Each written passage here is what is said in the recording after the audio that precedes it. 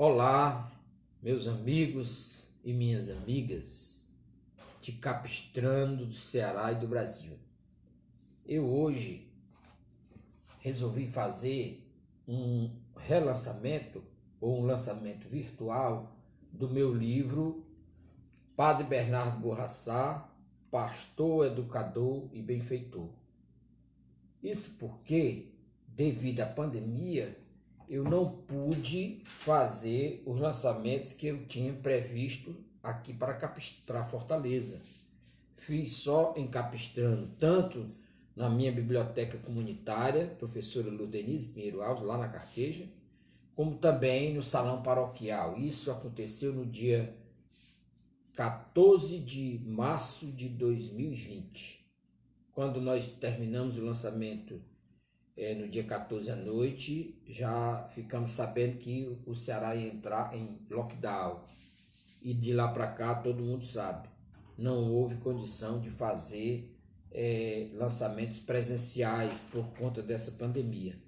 Então, estamos aqui para fazer esse lançamento virtual para que as pessoas que conheceram o Padre Bernardo possam ter conhecimento deste livro. Antes, eu quero fazer uns agradecimentos aos amigos de Capistrano que colaboraram comigo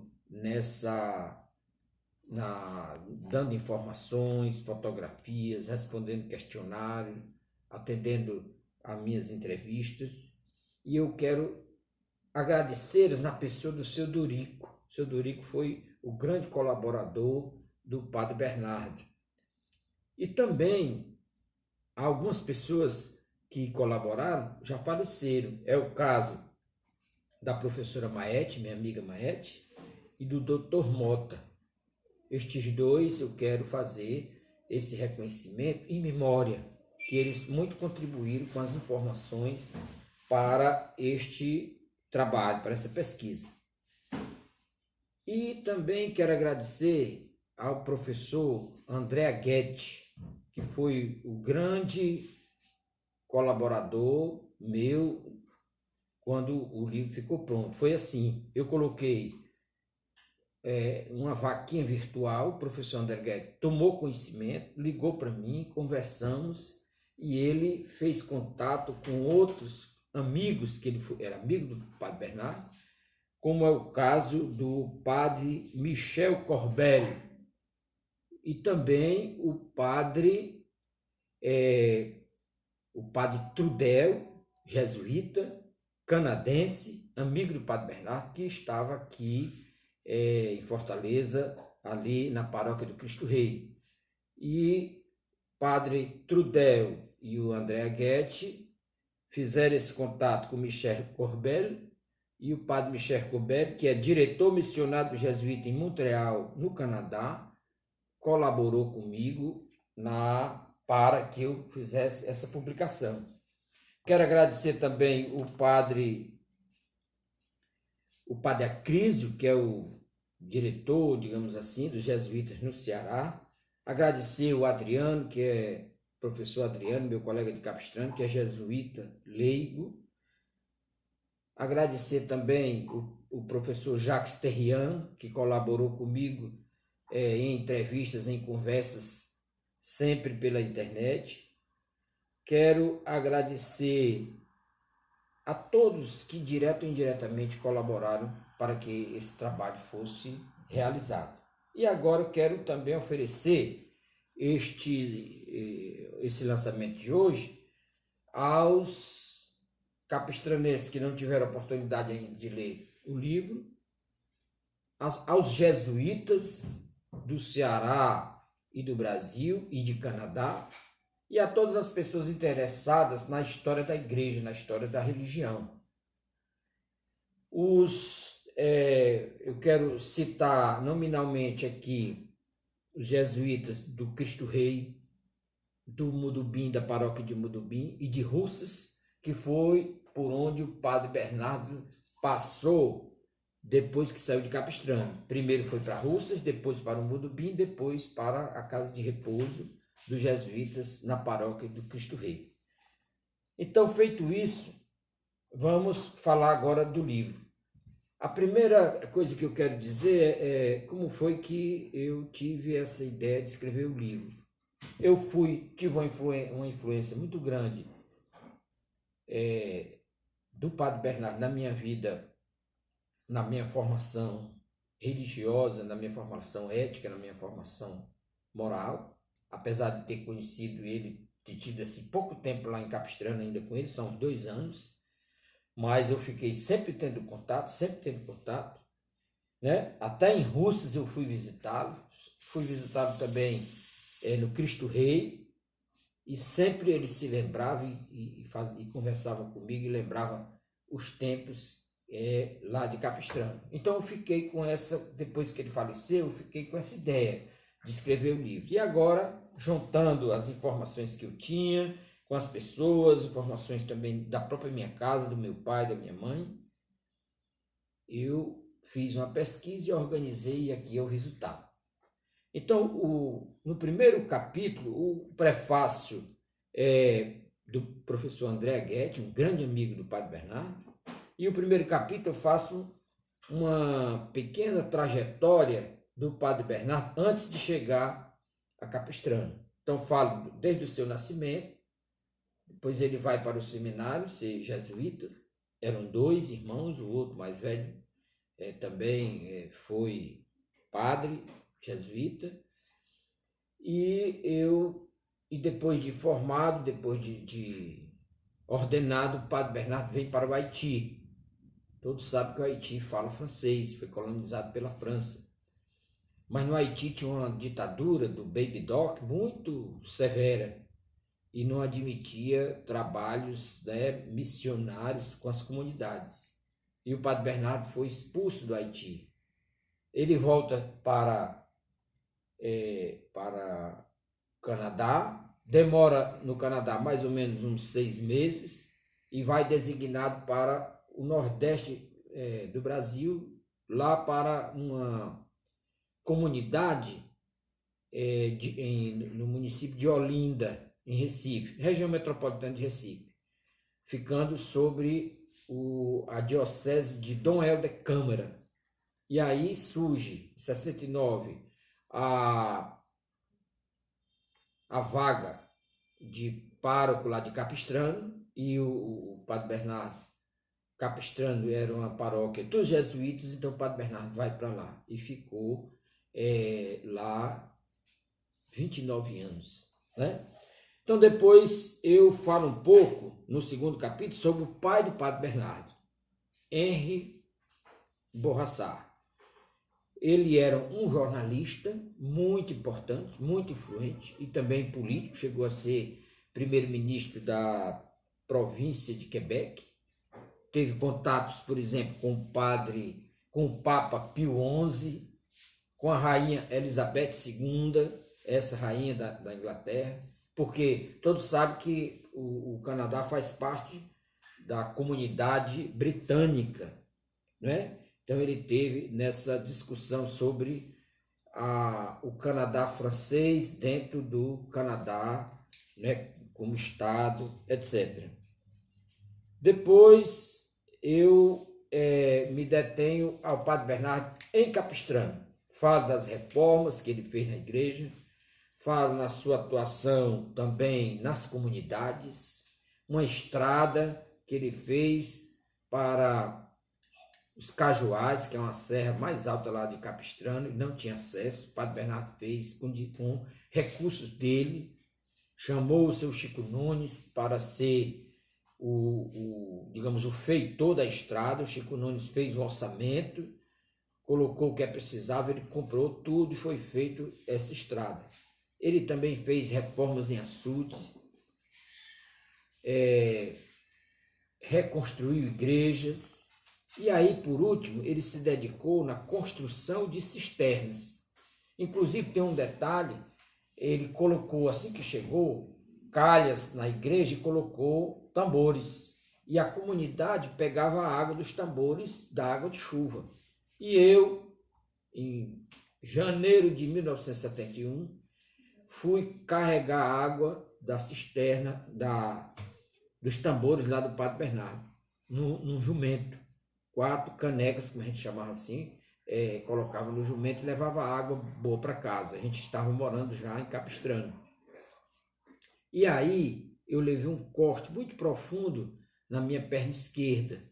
Todos sabem que eu tenho uma deficiência na perna direita. Então eu fiquei praticamente mais de um mês sem poder andar com esse corte no pé, tive que ir para o hospital e tal. Aí tive que vir para Fortaleza. E por conta disso, não voltei mais para Capistrano para morar. Fiquei indo só para visita. Então teve esse problema da água, que é difícil, né? No interior. Naquele tempo não tinha água encanada, não tinha água de cajés. Então a gente colocava água assim. E foi numa dessas caminhadas com água que eu cortei o meu pé, andando descalço, como toda criança no interior.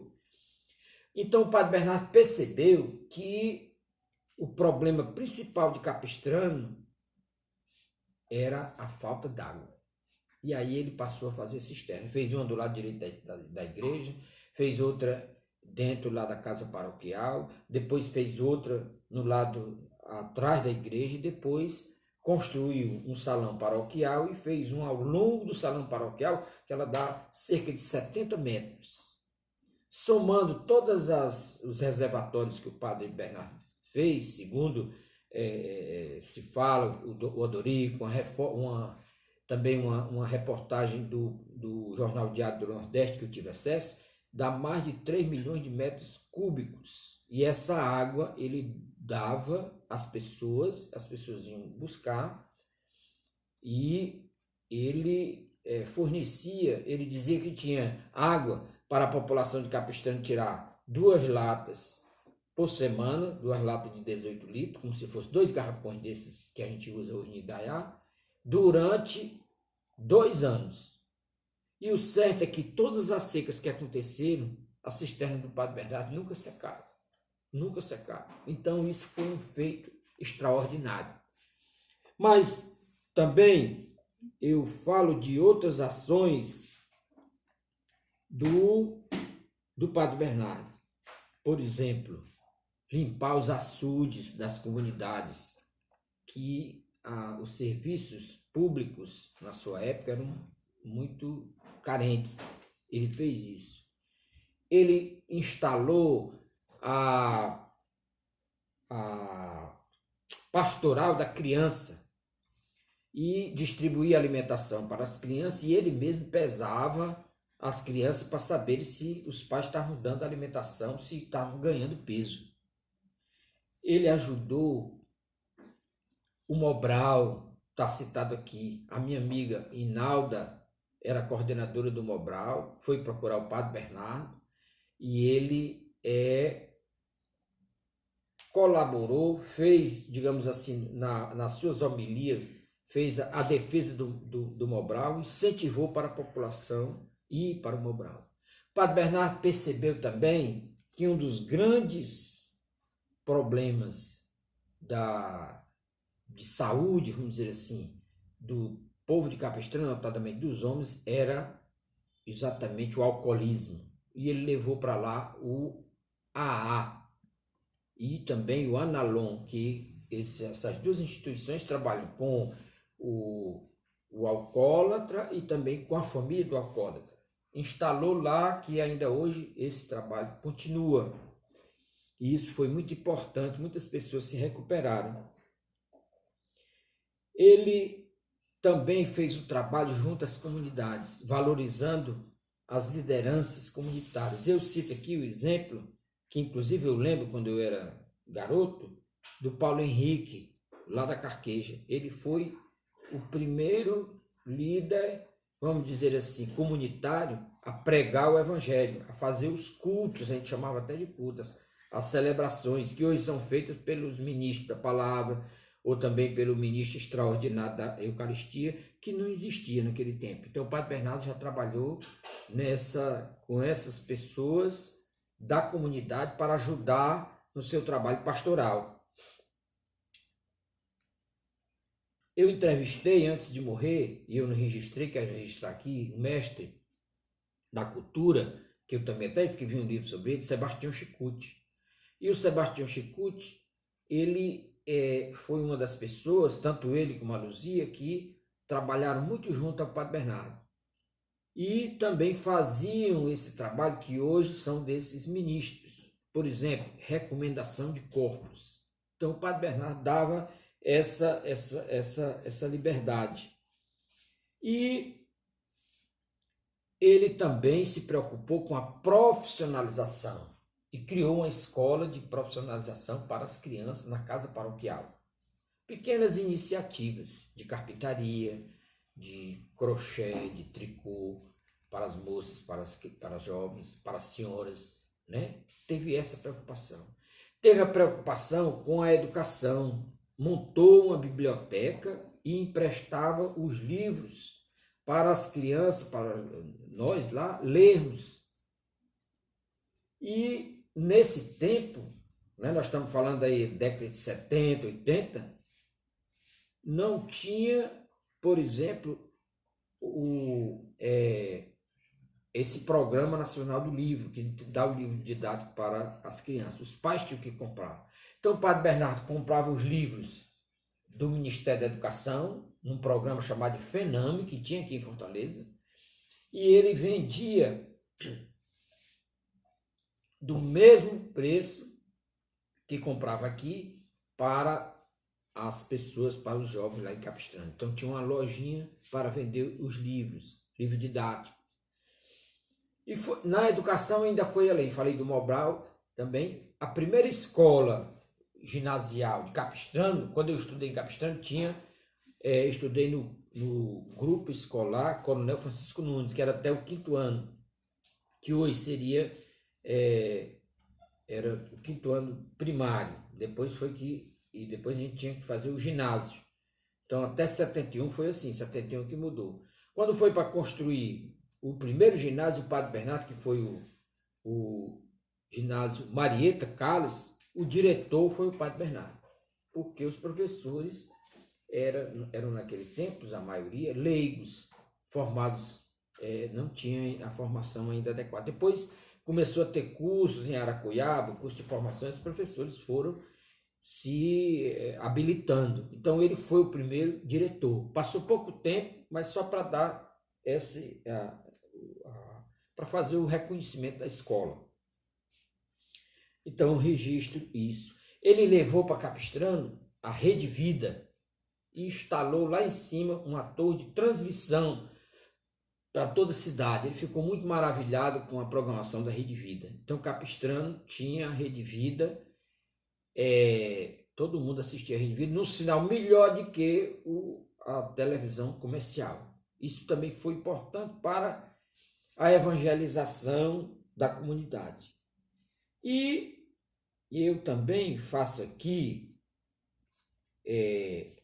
um registro dos causos do Padre Bernardo, porque o Padre Bernardo, esse tempo todo que ele teve com Xadá, ele tinha um temperamento assim muito forte e muitas coisas ele deixou, ele fez e disse e falou, e as pessoas contam essas histórias que eu chamei de caos. Eu vou citar causos, né?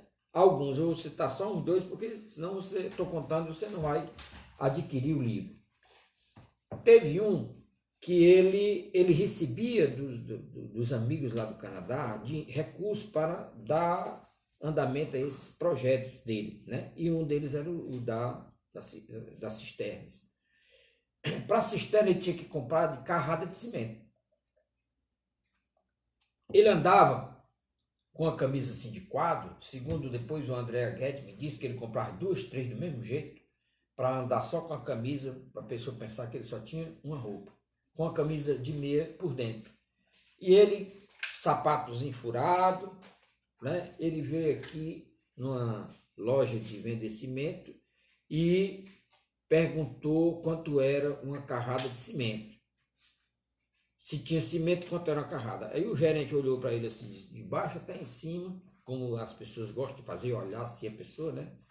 E aquele homem com o sapato rasgado, assim de lado, camisazinha se puindo, a branca, e a outra camisa, né, por cima, com a bolsa, velha assim.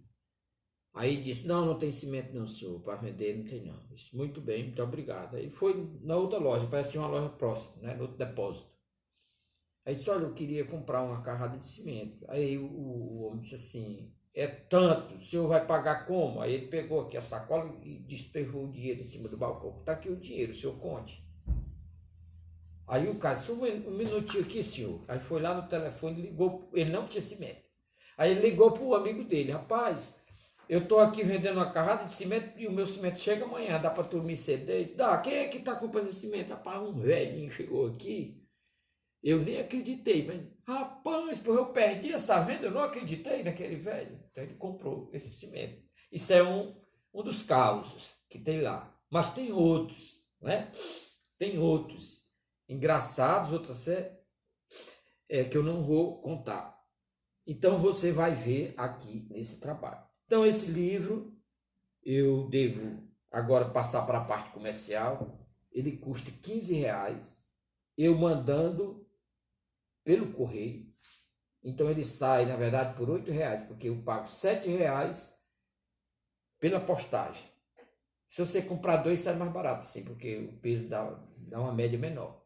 Mas mesmo assim eu vou manter o mesmo R$15 que desde o ano passado tudo subiu. E ele está no mesmo preço. Então, quem vê esse vídeo, procure nas minhas redes sociais, né? Ele vai sair no meu Twitter, no Facebook, então também no WhatsApp, no Instagram. Então você pode fazer contato e eu enviarei com todo prazer e também fazendo o autógrafo.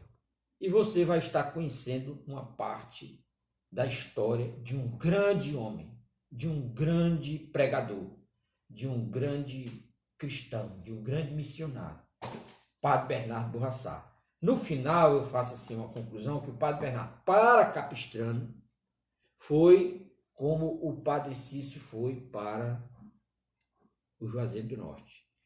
Que o Padre Bernardo, na sua missão, por exemplo, das cisternas, pela educação, no seu trabalho, ele foi também um missionário como muitos missionários da igreja, né? Notadamente, eu destaco o Padre Ibiapina. E no fim, eu volto aqui de novo, desculpa, eu tenho uma coleção de fotos do Padre Bernardo com seus amigos, também de imagens, né, dele em Capistrano e dele também na sua velhice, ele aqui bem velhinho, né? Então é isso, meus amigos e minhas amigas. Concluímos assim o nosso lançamento virtual do livro Padre Bernardo Borrassá, pastor, educador e benfeitor. Muito obrigado.